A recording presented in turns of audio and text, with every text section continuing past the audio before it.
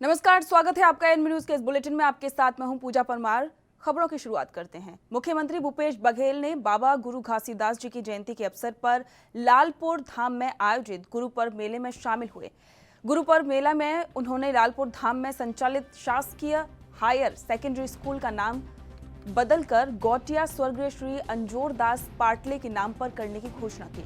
इस दौरान सीएम ने कहा कि बाबा गुरु घासीदास जी के संदेश आज भी प्रासंगिक हैं। राज्य सरकार उनके बताए गए मार्ग पर चलते हुए समाज के सभी वर्गों के उत्थान के लिए कार्य कर रही है। सीएम ने राजीव गांधी किसान न्याय योजना, गोधन न्याय योजना और सुरागी गांव योजना और इसी के साथ में राजीव गांधी ग्रामीण भूमिहीन कृषि मजदूर न्याय योजना का भी उल्लेख किया। वहीं लोगों से शासन की योजनाओं का अधिक से अधिक लाभ उठाने की भी अपील की। कार्यक्रम में नगरीय प्रशासन एवं विकास मंत्री डॉक्टर शिव कुमार डहरिया सहित अनेक जनप्रतिनिधि और ग्रामीण बड़ी संख्या में मौजूद रहे।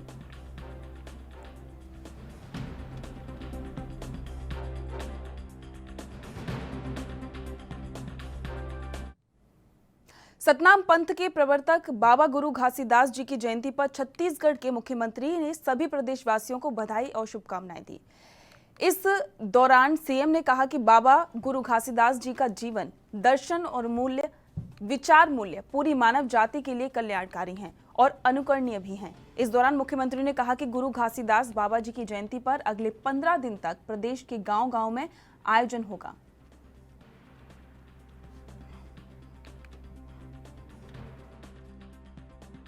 जयंती और लालपुर और मोतिमपुर में दो बड़े कार्यक्रम वहाँ सम्मिलित होने जा रहा हूँ। बाबा जी के संदेश मन के एक समान का संदेश उन्होंने दिया, मानवता का संदेश उनका रहा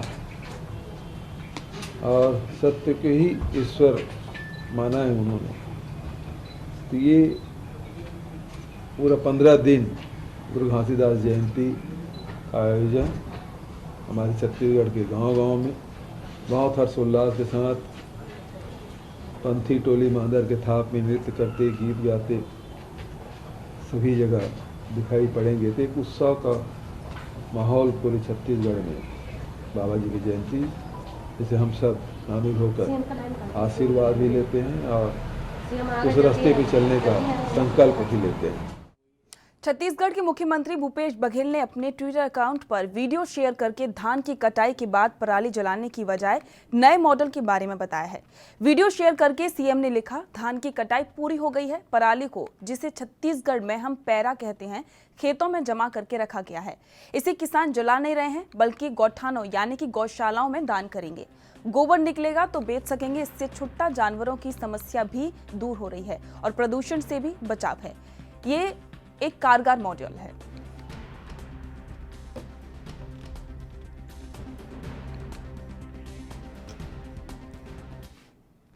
मुख्यमंत्री भूपेश बघेल से निवास कार्यालय में पत्थलगांव विधायक राम पुकार सिंह के नेतृत्व में क्षेत्र के प्रतिनिधियों ने मुलाकात की।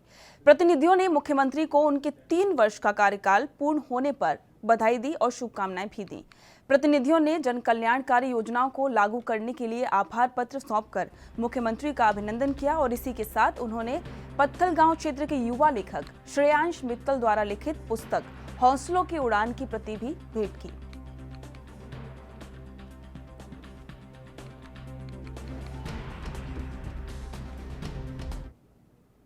मध्य प्रदेश जल शक्ति मंत्रालय के तहत होने वाले कार्यों में तेजी लाने के लिए सरकार सख्त नजर आ रही है। इसके तहत मुख्यमंत्री शिवराज सिंह चौहान के साथ ही केंद्रीय मंत्री प्रहलाद पटेल ने मीटिंग का आयोजन किया, जिसमें प्रदेश के सभी प्रभारी और मंत्री शामिल हुए और कार्यों की समीक्षा की। सीएम ने जल शक्ति मंत्रालय के तहत होने वाले सभी कार्यों को जल्द से जल्द पूरा करने के निर्देश दिए।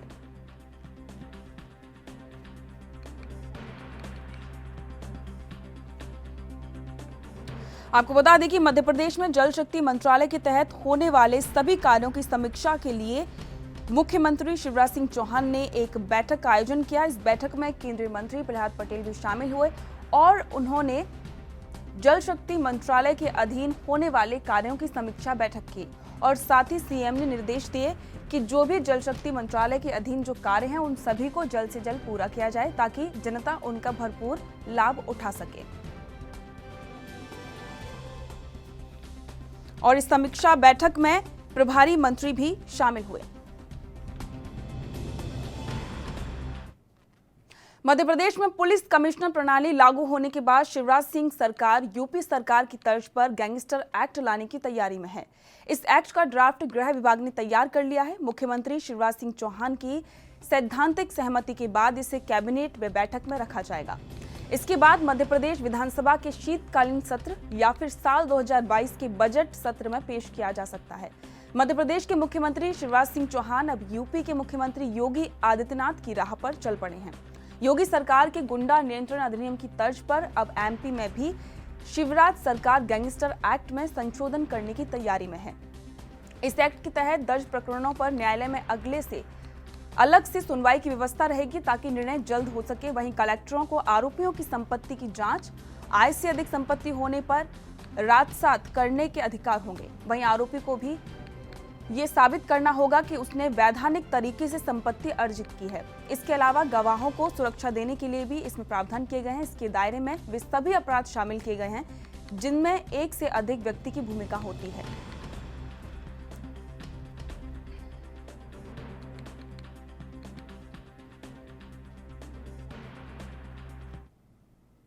मध्य प्रदेश के ऊर्जा मंत्री प्रद्युम्न सिंह तोमर अपने अनोखे अंदाज के लिए हमेशा ही सुर्खियों में बने रहते हैं। एक बार फिर से मंत्री प्रद्युम्न सिंह तोमर का अनोखा अंदाज देखने को मिला है। इस बार वो पीएम मोदी की मुहिम में साथ देते हुए नजर आ रहे हैं। मंत्री एक सरकारी गर्ल्स स्कूल में शौचालय की सफाई करते हुए नजर आए।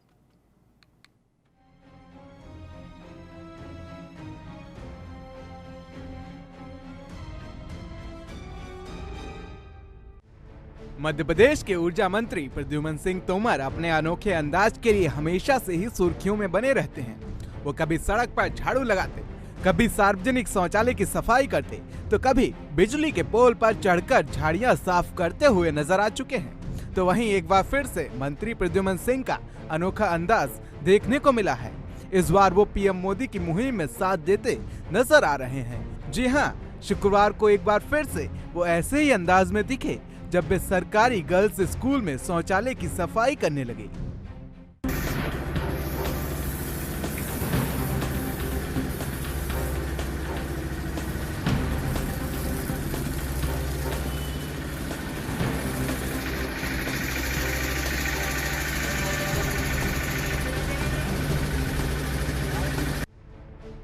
इतना ही नहीं, उन्होंने ग्वालियर जिले के सभी शासकीय स्कूलों के शौचालय को साफ करवाने के निर्देश भी अधिकारियों को दिए हैं। काले पड़े फर्श को चकाचक करने के बाद मंत्री ने झाड़ू उठा लिया और शौचालय के बाकी हिस्से की सफाई में जुट गए। मंत्री को शौचालय साफ करता देख एक सफाई कर्मी आया और उसने मंत्री की मदद की। मंत्री प्रद्युम्न सिंह ने कहा, इस स्कूल की एक छात्रा मेरे पास शिकायत लेकर आई थी। उसने कहा था कि शौचालय की सफाई नहीं होती, इसके चलते छात्राओं को काफी परेशानी होती है। स्कूल प्राथमिक विद्यालय, कन्या माध्यमिक विद्यालय में छात्र छात्राओं से चर्चा की, उनकी सुविधाओं के बारे में जानकारी ली। जब उन्होंने कहा कि पढ़ाई ठीक होती है परंतु हमारे बाथरूम गंदे हैं, इनके कारण हम टॉयलेट नहीं जा पाते हैं, जब बच्चों ने ये बात कही तो उनको पीड़ा हुई और आज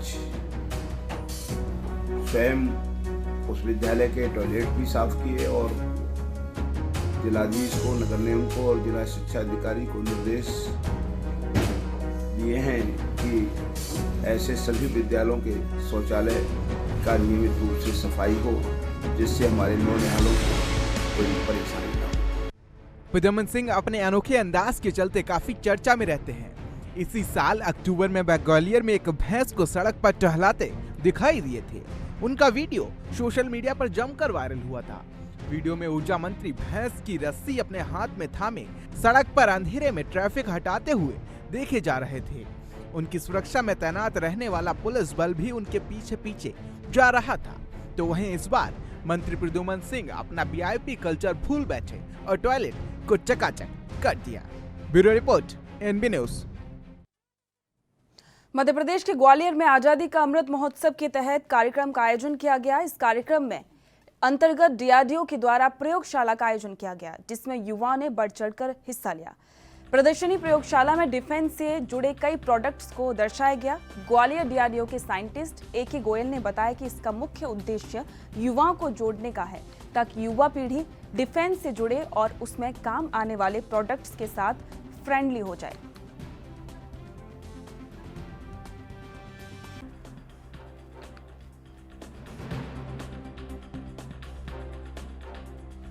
बड़ा विशेष दिन है क्योंकि हिंदुस्तान अपनी आज़ादी की 75वीं वर्षगांठ मना रहा है और आज़ादी का अमृत महोत्सव, इस उपलक्ष्य का एक नाम दिया गया है जो 12 मार्च 2021 से शुरू होकर 15 अगस्त 2022 तक ये पर्व मनाया जाएगा। रक्षा मंत्रालय इस सप्ताह को 13 दिसंबर से 19 दिसंबर तक आइकॉनिक वीक के रूप में मना रहा है।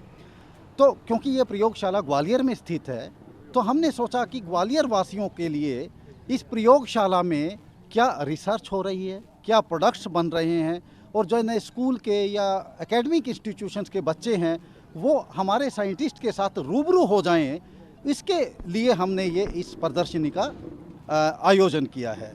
जैसा आपको मालूम है कि DRDE इस प्रयोगशाला का मुख्य उद्देश्य है केमिकल एजेंट्स और बायोलॉजिकल एजेंट्स की डिटेक्शन, प्रोटेक्शन और डिकंटेमिनेशन, इनके लिए समाधानों को इजाद करना इस प्रयोगशाला का। मध्य प्रदेश के पंचायत चुनावों को लेकर सुप्रीम कोर्ट के फैसले के बाद मध्य प्रदेश राज्य निर्वाचन आयोग ने भी बड़ा फैसला लिया है। एक तरफ आज 18 दिसंबर को होने वाले आरक्षण को स्थगित कर दिया गया है, वहीं दूसरी तरफ ओबीसी के लिए रिजर्व सीटों पर चुनाव प्रक्रिया पर भी रोक लगा दी है। इसके साथ ही आयोग ने निर्देश दिए हैं कि प्रेक्षक 20 दिसंबर के पहले संबंधित जिलों में पहुंच जाएं। इधर मंडला जिले में अधिकारियों के कार्यों का भी विभाजन कर दिया गया है। राज्य निर्वाचन आयुक्त बसंत प्रताप सिंह ने पंचायत निर्वाचन के लिए नियुक्त प्रेक्षकों को वीडियो कॉन्फ्रेंसिंग के माध्यम से निर्वाचन प्रक्रिया की जानकारी देते हुए कहा कि भय, दबाव और प्रलोभन मुक्त चुनाव कराना है। प्रेक्षक 20 दिसंबर के पहले अपने सभी जिलों में पहुंच जाएं। नाम निर्देशन पत्रों की समीक्षा के दौरान जरूर उपस्थित रहें। राज्य निर्वाचन आयुक्त सिंह ने कहा कि प्रेक्षक आदर्श आचरण संहिता पर भी नजर रखें। स्ट्रांग रूम, मतगणना स्थल और संवेदनशील मतदान केंद्रों का भी निरीक्षण किया जाए। हर स्तर पर कोविड प्रोटोकॉल का पालन सुनिश्चित करवाया जाए। रैली और सभा की अनुमति सभी पक्षों को समान रूप से दी जाए। प्रेक्षकों की निर्वाचन कार्यक्रम और अन्य तैयारियों को विस्तार से जानकारी दी। निर्वाचन प्रेक्षक DP तिवारी ने भी प्रेक्षकों को विभिन्न बिंदुओं की जानकारी दी।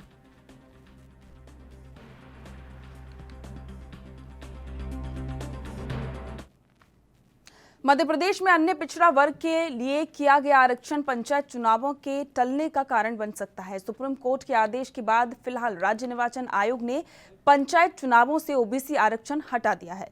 बीजेपी इसके लिए कांग्रेस पर निशाना साध रही है। सुप्रीम कोर्ट ने महत्वपूर्ण आदेश देते हुए पंचायत चुनावों में ओबीसी आरक्षण समाप्त करने के निर्देश दिए थे। इसकी थोड़ी देर बाद राज्य निर्वाचन आयोग ने आदेश जारी किया और ओबीसी आरक्षण वाली सभी सीटों पर चुनाव प्रक्रिया को रोक दिया। आदेश आने के तुरंत बाद राज्यसभा से कांग्रेस के सांसद और वरिष्ठ अधिवक्ता विवेक तनखा ने ट्वीट कर सफाई दी कि हमारी याचिका रोटेशन से संबंधित थी, ना कि ओबीसी आरक्षण से। तनखा ने कहा कि ओबीसी का हक एक गंभीर संवैधानिक विषय है और राज्य सरकार को इसे नजरअंदाज नहीं करना चाहिए। बीजेपी के वरिष्ठ नेता डॉक्टर हितेश वाजपेयी का दावा है कि कांग्रेस प्रवक्ता सैयद जाफर और विवेक तनखा और कांग्रेस ने पंचायतों से पिछड़ा वर्ग का आरक्षण खत्म करा दिया है। उन्होंने केंद्र और मध्य प्रदेश की सरकार द्वारा अन्य पिछड़ा वर्ग के हित में किए गए कार्यों को भी गिनाया है, जिसमें प्रधानमंत्री नरेंद्र मोदी द्वारा पिछड़ा वर्ग आयोग बनाना, नीट में आरक्षण, पिछड़ा वर्ग चुनने की राज्यों को आजादी और शिवराज सिंह चौहान द्वारा पिछड़ा वर्ग के राज्य में नोटिफिकेशन, अदालतों में आरक्षण के पक्ष में लड़ाई जैसे कामों का उल्लेख किया गया है।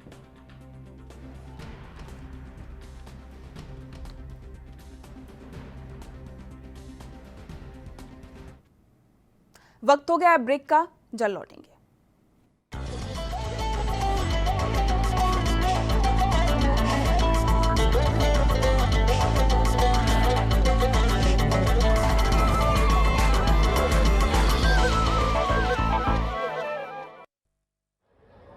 लगभग 5 सालों से भारत सरकार में जाकर कई बार भारत सरकार में राज्य सरकार की तरफ से प्रस्ताव भिजवाकर बहुत प्रयास करने के बाद और कई बार आदिवासी मंत्रालय के जो हमारे जोला ओराम साहब थे, उनके पास मैं स्वयं गया और मैंने उनसे बहुत अनुरोध किया कि हमारे इस क्षेत्र में एक आवासीय एकलव्य विद्यालय की बहुत जरूरत है।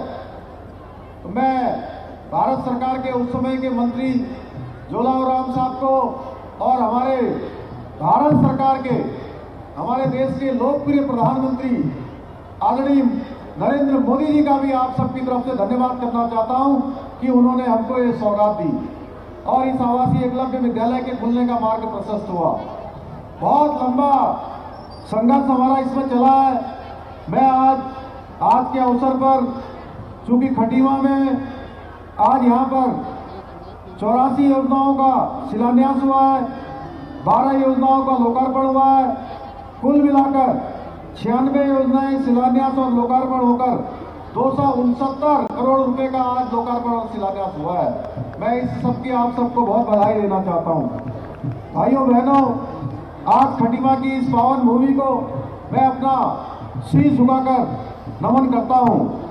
आज एक बार पुनः आप सबके मध्य आकर अपने आप को गौरवान्वित महसूस कर रहा हूं और साथ ही आप सबका प्रेम देखकर भाव विभोर हो रहा हूं।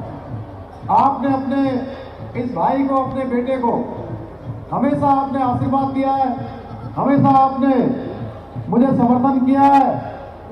अगर आप सब लोगों ने, इस खटीमा की धरती ने, खटीमा के जनगण मन ने मुझे यहाँ से सेवा का मौका नहीं दिया होता, मुझे विधायक नहीं चुना होता,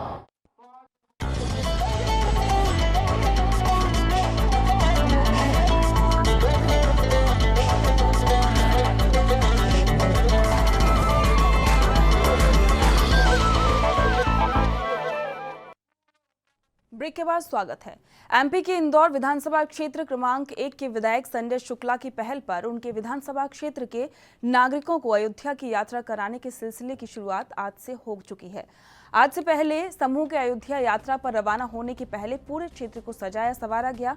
विधायक संजय शुक्ला ने अपने विधानसभा क्षेत्र के हर वार्ड से नागरिकों के समूह को भगवान श्री राम के जन्म स्थान अयोध्या की यात्रा कराने का ऐलान किया था। इस ऐलान के बाद पहला समूह शनिवार को रवाना हुआ। इस वार्ड के पूर्व पार्षद अनीता सर्वेश तिवारी ने अपने वार्ड के नागरिकों को इस यात्रा पर पहुंचाया। सभी यात्री दोपहर करीब 2 बजे रेल से अयोध्या के लिए रवाना हुए। यात्रियों का ये समूह भगवान श्री राम के दर्शन करने के बाद 21 दिसंबर को वापस इंदौर आएगा।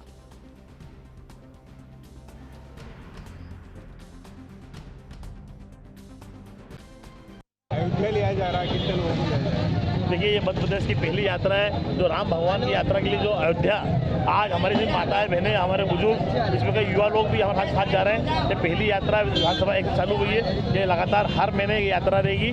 और अभी पहली यात्रा वार्ड क्रमांक 9 की है, फिर दूसरी यात्रा वार्ड क्रमांक 11 की है, उसके बाद वार्ड क्रमांक 5 की है, उसके बाद वार्ड क्रमांक 12 की है, उसके बाद वार्ड क्रमांक 6 की है, उसके बाद वार्ड क्रमांक 3 की। ऐसे लगातार हर महीने हमारी वार्ड यात्रा निकलेगी। तो ये मध्य प्रदेश की पहली यात्रा है। सभी माताओं बहनों का हमको आशीर्वाद मिला है और सभी लोगों का सहयोग मिलकर हम सब मिलकर ये यात्रा निकाल रहे हैं। हमारे साथी लोग, हमारे कांग्रेस परिवार के सभी लोगों ने, ये कोई पार्टी की यात्रा नहीं है, ये धर्म की यात्रा है। ना भारतीय जनता पार्टी ना कांग्रेस, और ये हमने जो पीड़ा उठाई है, क्योंकि मध्य प्रदेश में किसी चालू नहीं कराया था, ये चालू कराया है। ये पहली यात्रा है हमारी। आज कितने लोगों को आप ले जा रहे हैं? ये हमारे 600 लोगों की यात्रा है। इसमें सारे बुजुर्ग माता बहन ले जा रहे हैं। ये ट्रेन द्वारा जाएगा यहाँ से 1:30 बजे यहाँ पटना एक्सप्रेस से रवाना होंगी।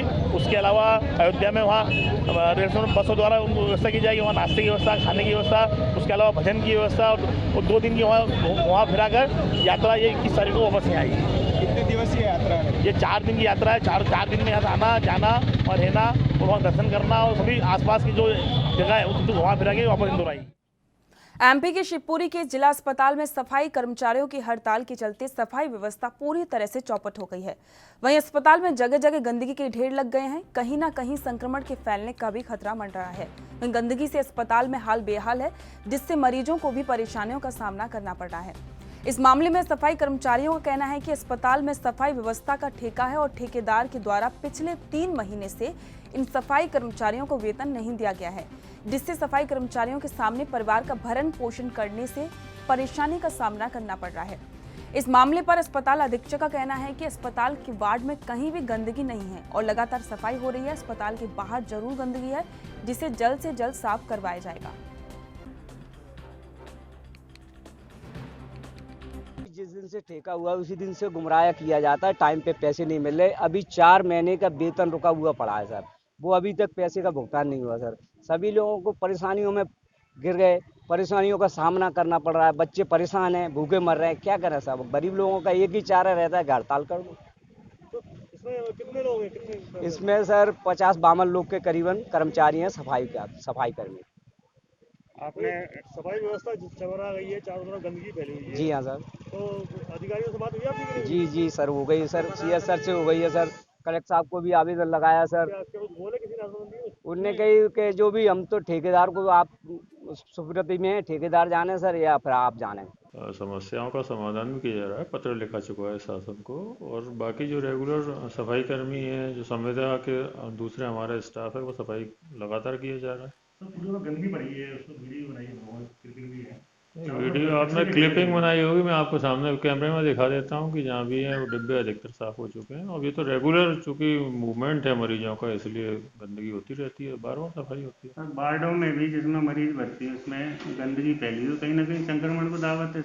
नहीं, बिल्कुल नहीं, गलत बात बोल रहे हैं। BMW का पूरा वेस्ट जा रहा है, आपके सामने कैमरे पर वार्ड दिख रहे हैं, बिल्कुल एकदम साफ दिख रहे हैं, देख लिया आपके सामने।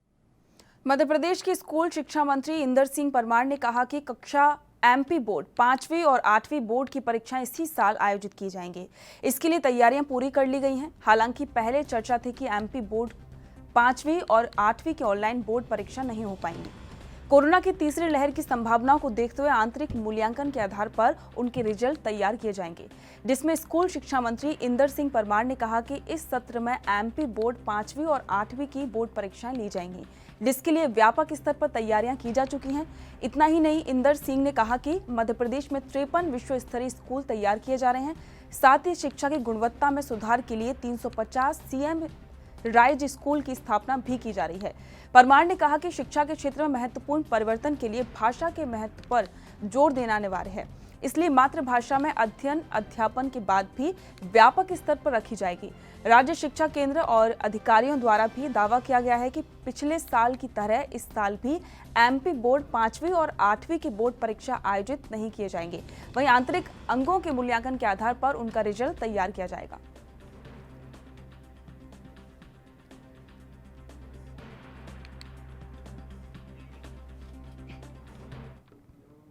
छत्तीसगढ़ में नक्सलियों का तांडव एक बार फिर से शुरू हो गया है। दंतेवाड़ा जिले के कुछ इलाकों में नक्सलियों ने आधा दर्जन नेताओं के नाम धमकी भरे पर्चे फेंके हैं। साथ ही सुरक्षा बलों के परिवार को भी जान से मारने की धमकी दी गई है। नक्सलियों के धमकी भरे पर्चे मिलने से पुलिस प्रशासन अलर्ट हो गया है। नक्सलियों के पर्चे में गांव के नेताओं के बारे में लिखा गया है कि आप लोगों ने धोखा दिया है, दुश्मनों का साथ देने वाले मुखबिरों को मौत की सजा देंगे। आपको बता दें कि नक्सलियों ने दंतेवाड़ा के एक गांव में पटाखे फोड़कर जश्न मनाया और पर्चे फेंककर नेताओं और पुलिस परिवारों को जान से मारने की धमकी दी है। नक्सलियों ने पर्चे में लिखा है कि सुरक्षा बलों को मुखबिरी करने वाले लोगों को जन अदालत लगाकर मौत की घाट उतारा जाएगा।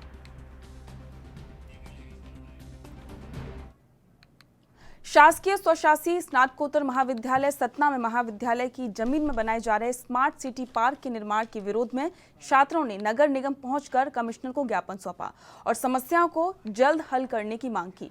छात्रों ने नगर निगम कमिश्नर से मिलकर स्मार्ट सिटी पार्क को कॉलेज की जमीन में नहीं बनवाने की मांग की। छात्रों का कहना है कि महाविद्यालय के पास जमीन ही नहीं होगी तो आगे महाविद्यालय का विकास कैसे होगा।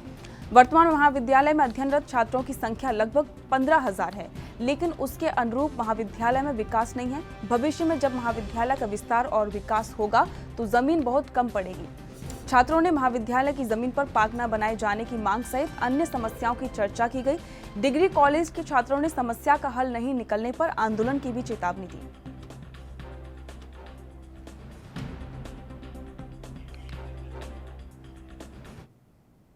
MP के सतना के मेहर उचेरा मार्ग पर एक बड़ा सड़क हादसा हो गया। भीषण हादसे में 3 लोगों की मौत हो गई। मृतकों में एक युवक नागपुर महाराष्ट्र का रहने वाला बताया जा रहा है। वह विवाह कार्यक्रम में शामिल होने मेहर आया था और हादसा डीजल टैंकर से टक्कर के कारण हुआ, जिसके बाद टैंकर में आग लग गई। हालांकि उस उस पर जल्दी ही काबू पा लिया गया, लेकिन बाइक जलकर राख हो गई। बाइक सवार तीनों लोगों की मौके पर ही मौत हो गई। डीजल रिसने की वजह से टक्कर से निकली चिंगारी से टैंकर में आग लग गई। इससे गांव के लोग दहशत में आ गए। सूचना पर उचेरा एसडीएम के साथ थाना प्रभारी मौके पर पहुंचे और आसपास का एरिया खाली कराया गया।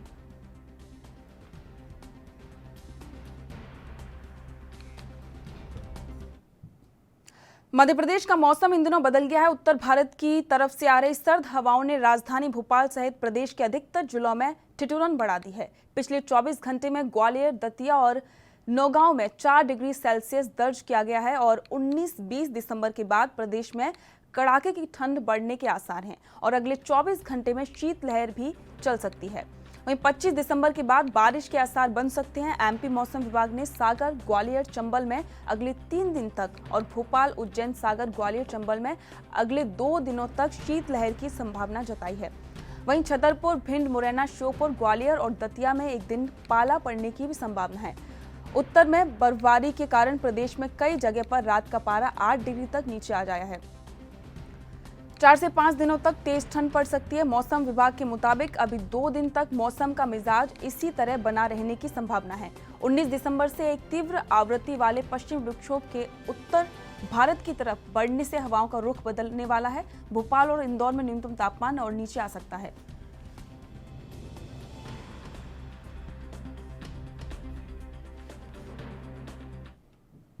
और इसी के साथ मध्य प्रदेश, छत्तीसगढ़ में फिलहाल इतना ही। देखते रहिए ANV न्यूज। नमस्कार।